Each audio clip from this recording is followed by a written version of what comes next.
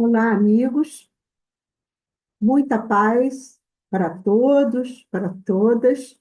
Então, nós voltamos dessa vez, voltamos aqui, né, mais uma vez, com comentários, com as reflexões sobre essa importante, assim, fundamental mesmo, finalização do Livro dos Espíritos, que é a conclusão, elaborada por Kardec. Então, nós podemos imaginar, né, Kardec, ao escrever aquelas páginas finais, quando ele coloca, né, todo aquele conhecimento que ele vivenciou naqueles poucos anos, né, que ele aprendeu, que ele se admirou, que ele se maravilhou, né, e tendo que lidar também, né, além desse novo conhecimento, com os detratores, né? Aqueles inevitáveis detratores, os críticos, os antagonistas daquela doutrina que estava nascendo.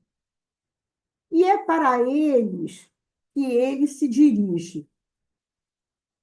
E ele divide essa conclusão, esse trabalho, em 9 itens. Os 4 primeiros itens já foram abordados aqui, né, pelo Ibirajara, no seu vídeo anterior, e hoje nós vamos comentar os itens 5, 6 e 7. Então, relembrando, nos 4 itens anteriores, né, Kardec coloca que o Espiritismo é o mais terrível antagonista do materialismo. Ele comenta que a ciência até então, vamos lembrar que nós estávamos no século XIX, né? Ela já tinha explicado, ela já tinha desvendado muitos daqueles mistérios, daqueles fenômenos ditos sobrenaturais, né, de séculos e séculos e séculos, né? E aí Kardec coloca que todos os fenômenos espíritas, sem exceção, resultam de leis gerais do universo, muitas ainda desconhecidas, mas passíveis de serem desvendadas no futuro, como ao longo dos anos a gente viu acontecer, né? Ele coloca, né, que o Espiritismo se apoia não no maravilhoso, não no sobrenatural, mas se apoia nas leis da natureza. Kardec coloca que, demonstrando a existência e a imortalidade da alma, o Espiritismo reaviva a fé no futuro, levanta os ânimos abatidos, faz suportar com resignação as vicissitudes da vida. E aí ele pergunta: isso é um mal? Isso é um mal?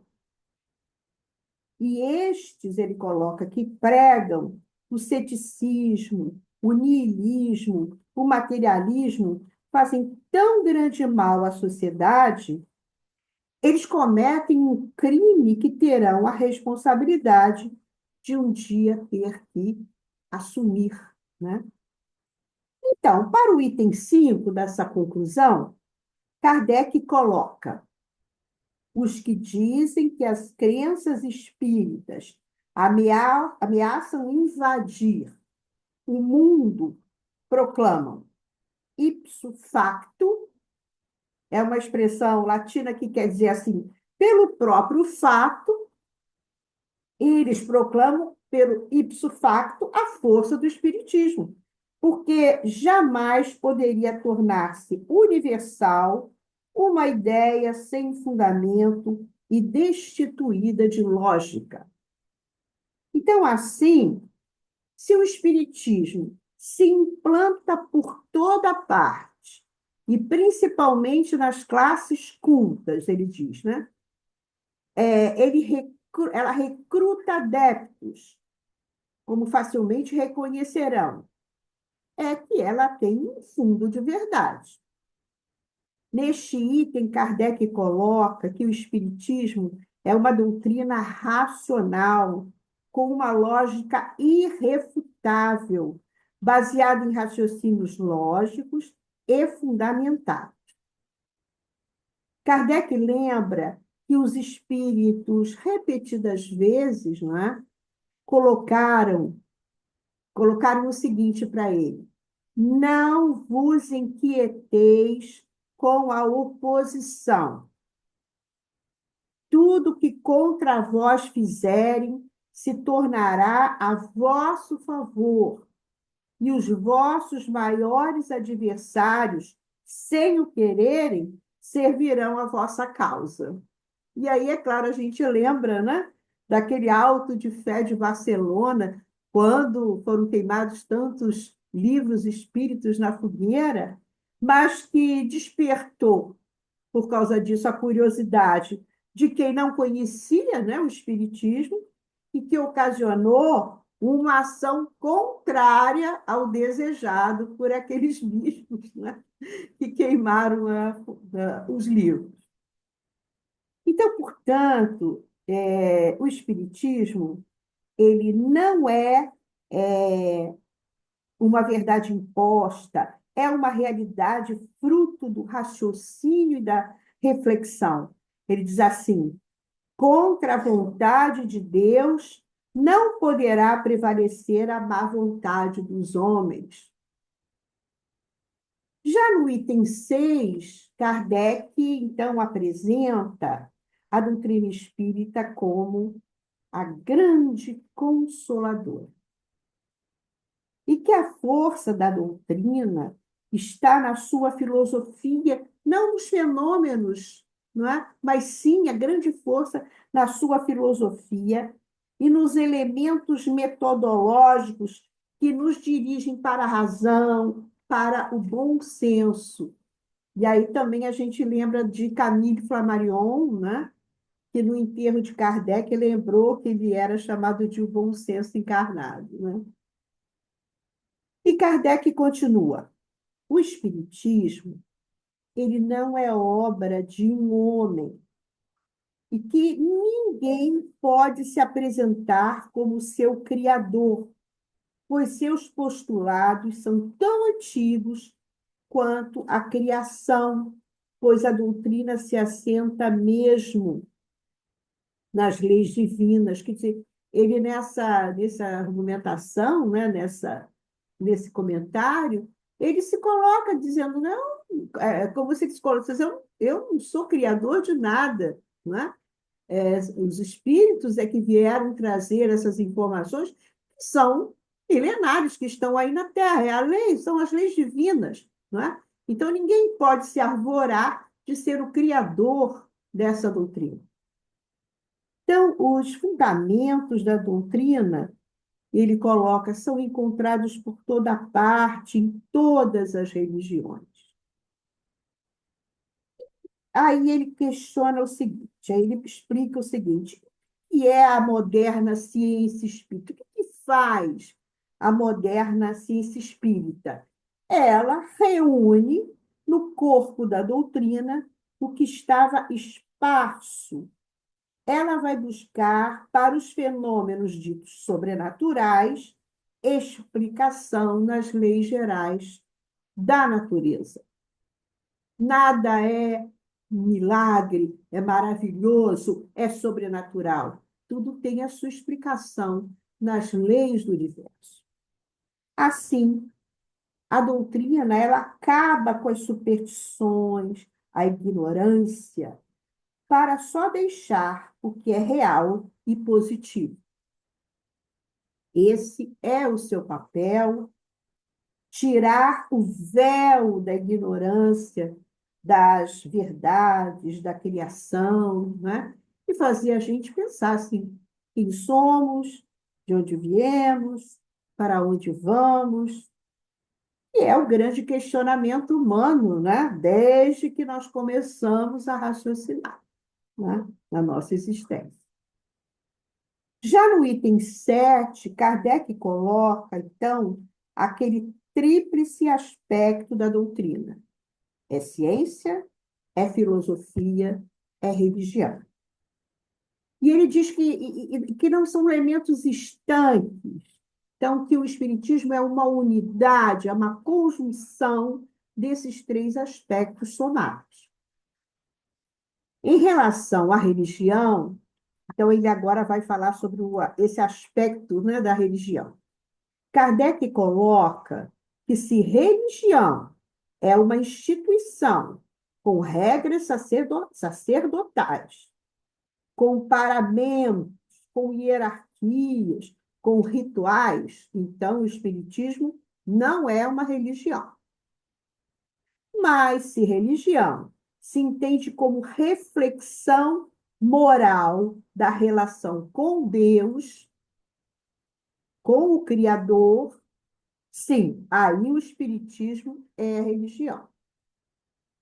Por isso, Kardec gosta muito de deixar assim, bem claro que o aspecto religioso é de cunho moral, comportamental, não é institucional, é de cunho reflexivo moral.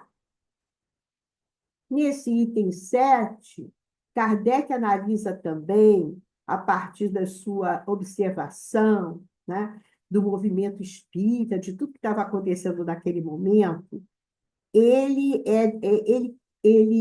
categoriza três tipos de adeptos. Quer dizer, além de todo esse conhecimento, de toda essa produção, né, dos livros, ele é um observador incrível do próprio movimento. Então, ele detectou três tipos de adeptos, né, daquela época. Os primeiros são aqueles que creem nas manifestações e se limitam a comprová-las. Para esses, o Espiritismo é uma ciência experimental. Estão preocupados com os fenômenos e de comprovar os seus fundamentos e tal. Os segundos são os que lhe percebem as consequências morais. Aqueles entendem e percebem as suas consequências. E os terceiros são os que praticam ou se esforçam para praticar essa moral e reconhecem que ela não pode deixar de resultar em profunda modificação no estado da humanidade. Eles compreendem igualmente que essa modificação não pode deixar de operar-se no sentido do bem. Então, esses, tipo assim, a ficha caiu. Esses conseguiram, como Kardec, entender a grandeza daquilo que estava acontecendo, né? Mas Kardec vai além. Ele analisa também as três categorias dos seus adversários. Então, ele coloca aqui que, número um, a daqueles que negam sistematicamente tudo que é novo, ou deles venha, e que falam sem conhecimento de causa. A gente conhece, né? Nega, não estuda, não quer saber de nada, não vai buscar os fundamentos, mas já nega, nem é coisa nova, não quer nem, já nega direto. Número 2, as do que, sabendo muito bem o que pensar da realidade dos fatos, os combatem, todavia, por motivos de interesse pessoal. Atacam-no como um inimigo. Por quê? Porque aquelas ideias vão contra aquelas ideias cristalizadas, a gente viu isso lá na ciência da época, os cientistas que tinham, né, toda uma teoria consolidada, cristalizada, e, nossa, vinha alguma coisa que ia quebrar com aquilo tudo, e ele ficava onde nisso? Né? Os religiosos também ficavam onde nessa situação? Nossa, então entenderam a importância, entenderam o que era, né, que vinha, e viram como um inimigo dos seus interesses pessoais. E os terceiros, que são aqueles que acham na moral espírita uma censura por demais severa aos seus atos ou às suas tendências. E aí eles preferem fechar os olhos. Então, gente, a gente lembra que agora nossas redes sociais, né? A gente vê o quanto esses comportamentos, né, se mantêm assim inalterados. Então, Kardec continua comentando que para os que compreendem, aqueles que compreendem o espiritismo filosófico, nele, neles vem outra coisa que não somente fenômenos, né? Vem os fenômenos, mas vem além, como ele, né? A primeira vez que viu as mesas girantes, não é ele mesmo, né? Entendeu? Nossa, isso daí é uma resposta às nossas indagações milenares, não é? É, então, para esses que entendem, né, como Kardec coloca, que compreendem o espiritismo, né, além dos seus fenômenos, ele detectou os efeitos que essa compreensão causou nas pessoas. Então, tem aqueles que o primeiro efeito, né, é mais geral, que consiste em desenvolver o sentimento religioso. Então, lembramos que Kardec vê a religião como uma nossa relação com Deus, né? Então, até naqueles que, sem serem materialistas, olham com absoluta indiferença para as questões espirituais, essas pessoas começaram a ter, a deixar de ter o medo da morte. E aí ele coloca uma frase interessante. E começaram a ver a morte como uma coisa mais que alegrar do que de temer. O segundo efeito é a resignação nas vicissitudes da vida. Aquele que compreende o Espiritismo, diz Kardec, adquire mais coragem nas aflições, mais moderação nos desejos. Daí também o banimento, olha que coisa importante, o banimento da ideia de abreviar os dias da existência. Começam a entender que não tem a menor importância. Somos espíritos imortais. Os nossos problemas de agora nós levamos, né, para o outro lado. Então começa toda uma modificação, aquele que entende, internaliza esse conhecimento. E o terceiro efeito é o de estimular no homem a indulgência para com os defeitos alheios, vencendo o egoísmo tão difícil de desarraigar do homem. Então, ele coloca que o egoísmo é muito forte da gente se libertar e que o Espiritismo, essa compreensão, vai fazendo com que a gente tenha mais indulgência, vai vencendo, né, o nosso egoísmo.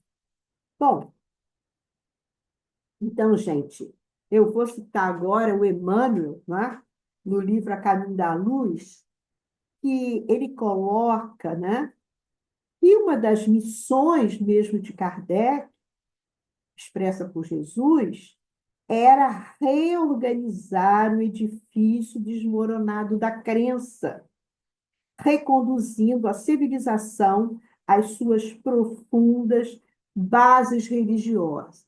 Então, de tudo isso que Kardec analisou e tudo, a gente vê o homem cumprindo, né, a sua missão.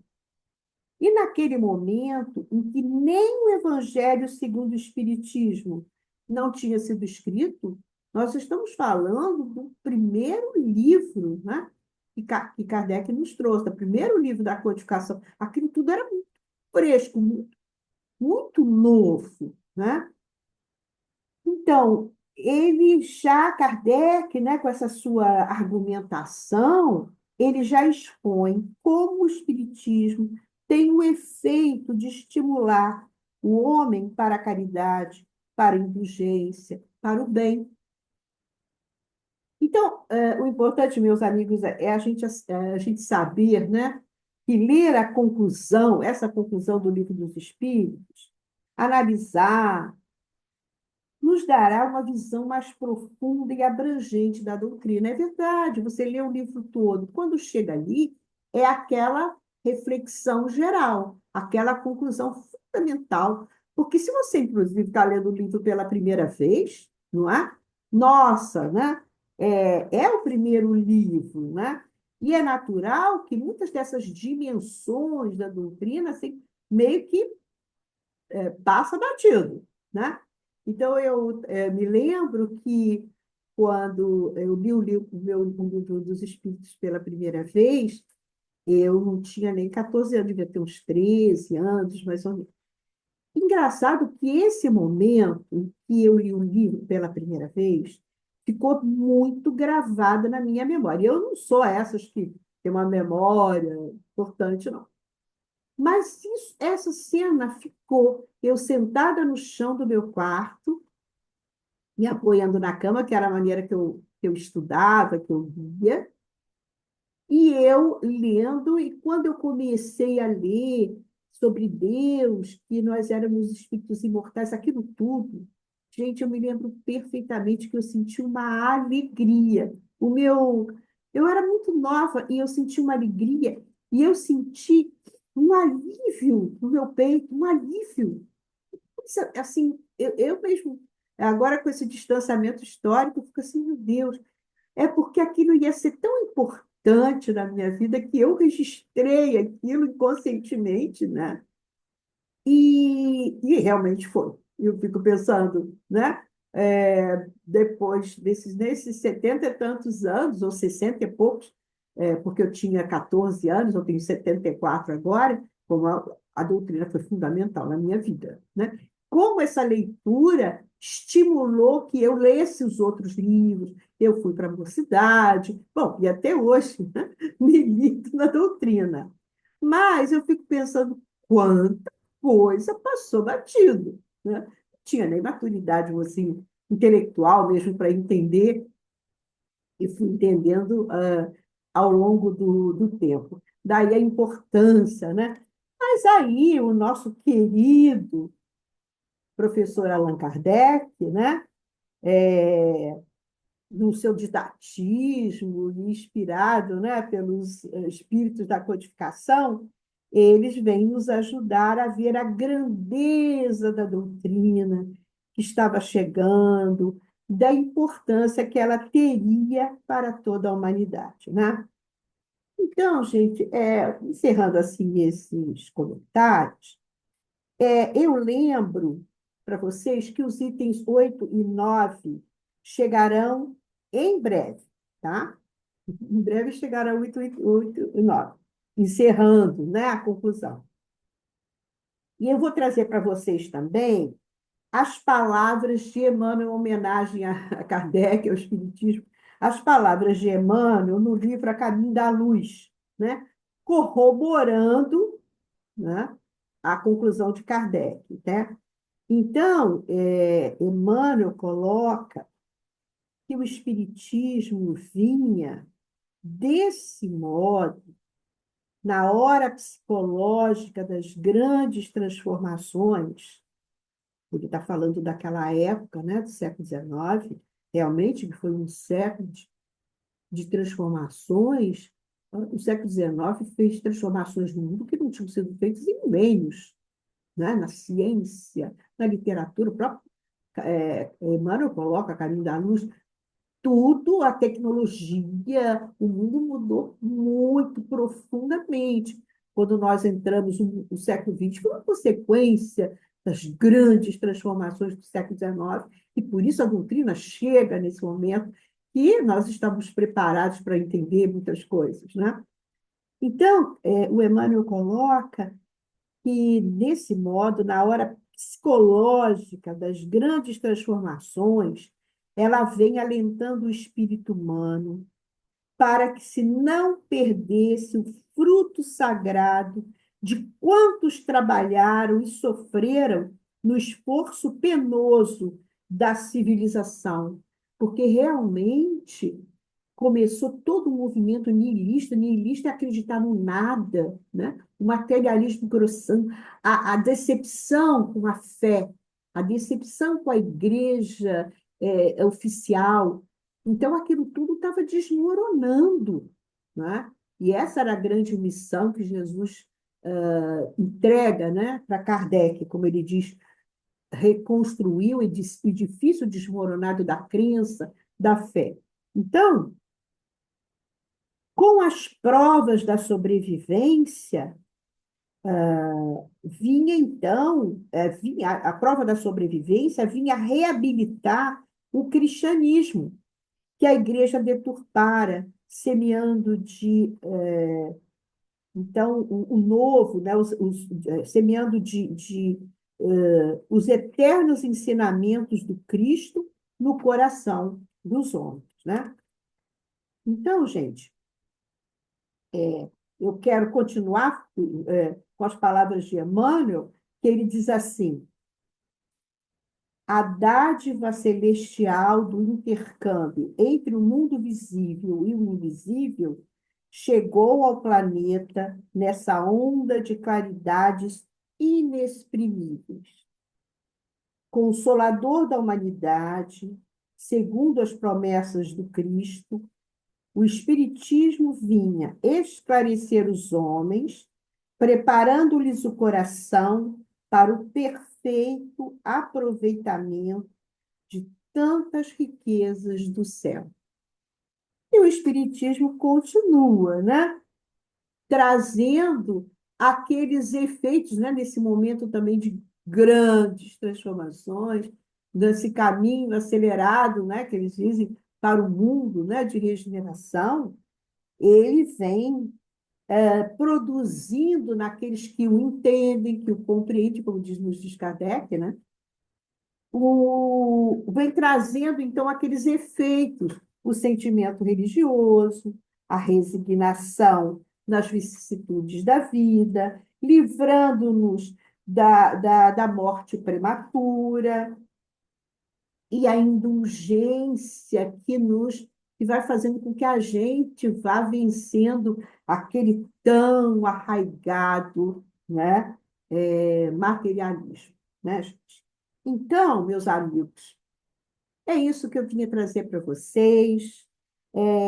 Um obrigado aqui pela atenção e vamos ler tudo que a doutrina nos trouxe, porque ela nos fortalece muito, fortalece a nossa fé e faz com que a cada leitura a gente entenda a grandeza, né, dessa doutrina que veio, como diz, né, disseram os espíritos, que é capaz de transformar, né, a humanidade. Então, um abraço para todos, muita paz. Então, até a próxima.